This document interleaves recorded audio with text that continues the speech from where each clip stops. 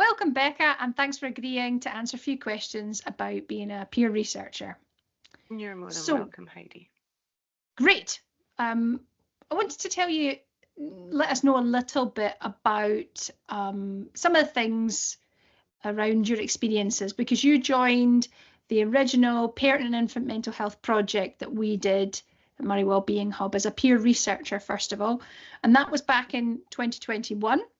And I know that you were a part of both the phase 1 and 2, which ended last year. So that project focused on parent and infant mental health because, and of course, at that point you were a peer of that community because you'd not long had your daughter. So with that sort of background in mind, I wondered if you could tell us a bit about what attracted you to the original project and made you want to get involved.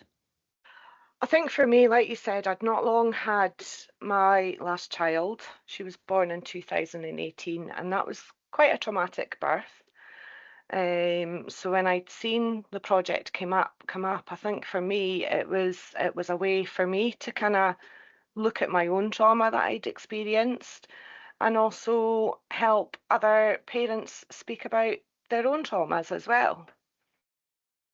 Yeah, and in terms of obviously you're saying the word trauma there as well, and maybe people might not know what that word means. Do you want to explain to me what you feel that, or you felt at the time that that word meant to you? So it wasn't until really I'd kind of started working on the project a bit more.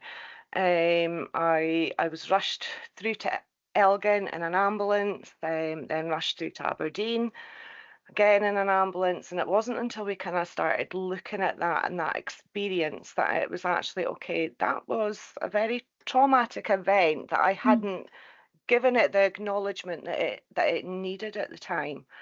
So for me, it kind of really helped work out my feelings. She was my last child. There was lots kind of going on, and how that negative experiences kind of impacted me and her childhood and coming home and that.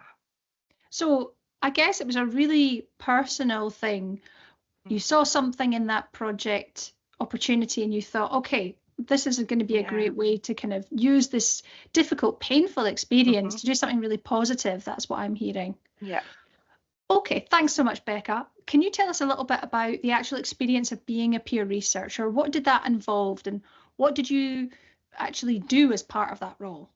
So for me, it was absolutely amazing for me. It was being able to speak to other parents, letting other parents know that their feelings and thoughts around their children were valid.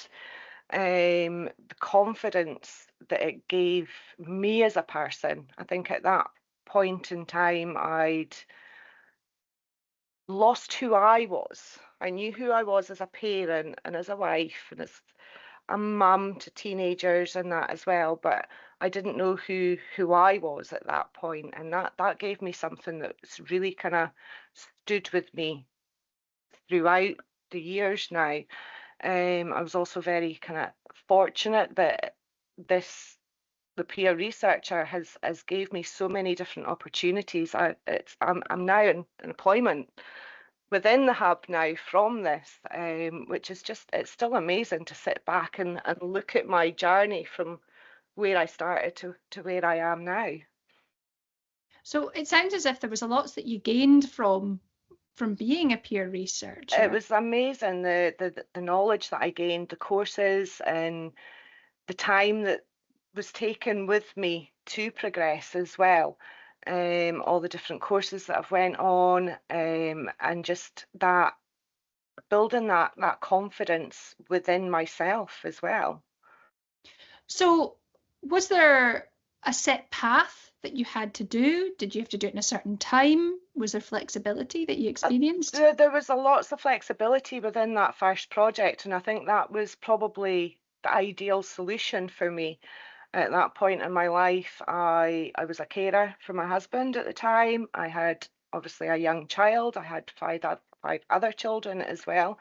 So it gave me that flexibility of being able to say, right, well, I can do this part here, but I'm not going to manage to do it in this kind of time scale. Can we work around that? And that was really, really beneficial for me, to be able to say, yeah, I want to do that. When can we do that, and how can it work around everyone that's best for them? So we talked a bit about the training and the support as part of the peer researcher, and you mentioned a little bit about chatting to other parents Mhm. as part of the peer research. A lot of people maybe don't understand what that looks like week to week. Like, what practically were you doing in terms of the peer researcher role? Having conversations with people.